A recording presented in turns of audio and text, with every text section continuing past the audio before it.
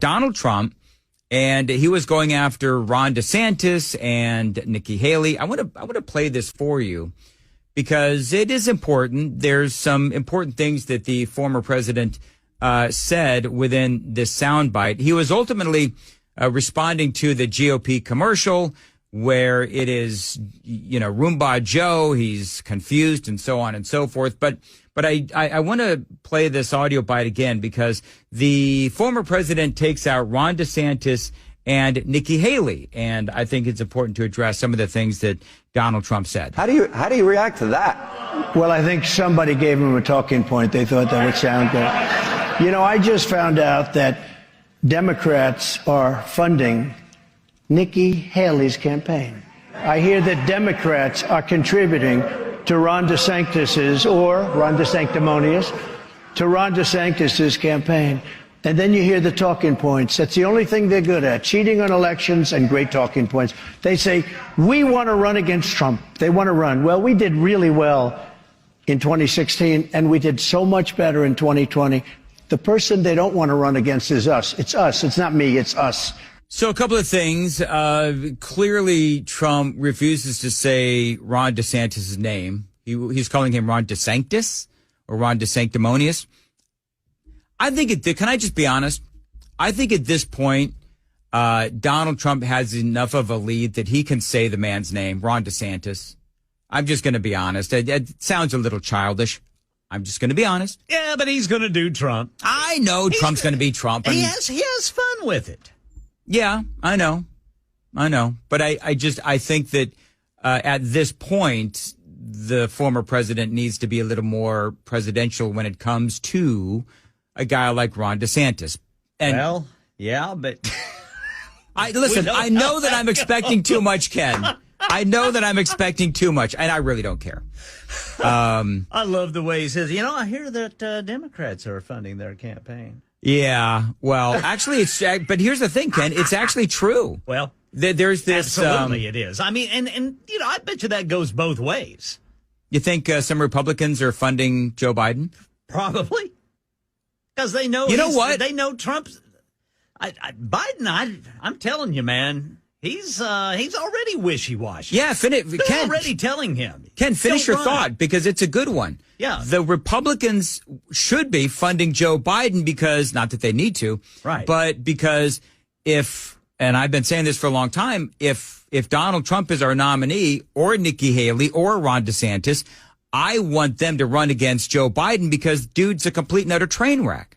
Yeah. And so now to me, the reason why this Reid Hoffman, this Democrat mega donor Reid Hoffman, contributed $250,000 to a pro Nikki Haley super PAC is because they would rather Nikki Haley run against Joe Biden than Donald Trump. And that's the whole point of Trump saying what he said, which is the Democrats are want Nikki Haley to run against, Joe Biden or Gavin Newsom or whoever it is, and not Donald Trump. So here's what's funny. I'm going to save you folks on the super text line the hassle of texting me. I'll go ahead and call out myself. So I just said, I think Donald Trump should say Ron DeSantis and not Ron DeSanctis, whatever it is that he's saying. Mm-hmm. Yet I called Gavin Newsom Gavin Newsom. You're not running against him, though. Hypocrite much, Mandis? Because that's going to happen. So I just go ahead and beat you folks to the punch. I love all you people, including the ones I guarantee you. People are. I'm not on the super text screen, but I know that the second I go there, I'm going to be getting all kinds of hate. Oh, you're only getting it on the super talk. They're saying Democrat Dan. Are they really? Democrat Dan. I'm just joshing with you, Dan. Listen, here's the thing. I might as well be a Democrat because I screw up everything, including the date. When I said it was December 12th and not December 6th. Anyway, moving right along. It is 7:43. Clearly, I'm not a Democrat if you listen to the show at all, especially today. I'm throwing down the right-wing thunder all morning long. Haven't I? Oh, absolutely. Yes, you have done. Moving right along. Yeah. Just all like right. Thor. It is 7:44 on. By the way, I did mention in the previous conversation about this whole Nikki Haley, Donald Trump, Ron DeSantis thing. One of the things that I will point out, because I know that you folks are going to remind me of this, and so I'll go ahead and do it again. This guy Reid Hoffman, who dumped that $250,000 in that Nikki Haley super PAC.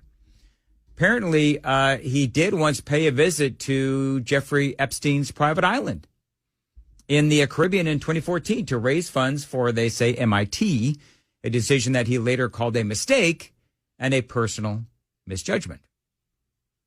Should Nikki Haley give that money back? Or that Nikki Haley super PAC, should they give that money back? Because that money may have been, ill-gotten gains somehow. I don't know. I'm just asking a question. America in reverse. Now, we all know that is Gavin Newsom, and he seemed to coin that phrase trying to take out Republicans, saying that Republicans were going to send America spiraling into reverse. America in reverse. But, the more that I realized what exactly it is that the Democrats do, and of course I document this every single day, I realized that it really is the Democrat Party that sends America into reverse. America in reverse. And you know who was talking about that yesterday? A representative named Lisa McClain. Now, she was just spitting mad during a hearing. The hearing was about Joe Biden and the Biden administration wanting to expand Title IX to include transgender folks. And so we all know what that means. I mean, if you know the name Riley Gaines, you know that she is emblematic, and she testified yesterday in this hearing, by the way.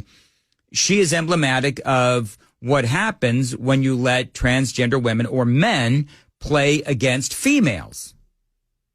The men almost always win. I told you about the Illinois cycling race yesterday, where you had the gold and the silver. They were both won by transgender females or two men. And the one in third place was actually a female. And so I love how the representative, again, Lisa McClain, she just absolutely went off. She was really angry. Have we lost our minds?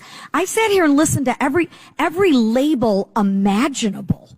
I am here to protect women, girls. And for that, by the way, part of what she said is she has been getting attacked viciously and vehemently for simply trying to protect girls and girls' sports. My God, why do I have to apologize for that? We spent decades trying to protect women. And you know what? We won.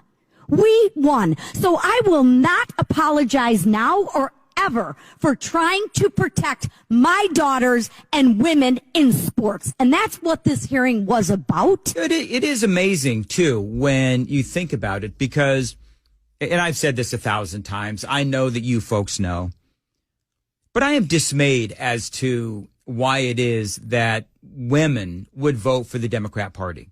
I mean, just look at the news in the last couple of days. You had Pramila Jayapal both siding, if you will, the rape war tactic that was utilized by Hamas, and she just glossed right over that and wanted to keep the focus on Israel. So there's that story, which I covered for you yesterday and earlier this morning.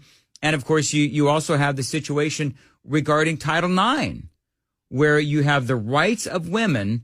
If Joe Biden and the Democrats have their way, their civil rights, the civil rights of women, are going to be diminished once these transgender folks get expanded and included into Title IX. Protecting women. So you know what? I am a woman, and let me tell you, hear me roar, because I will not stop protecting women. You want to know why? Because we have rights too.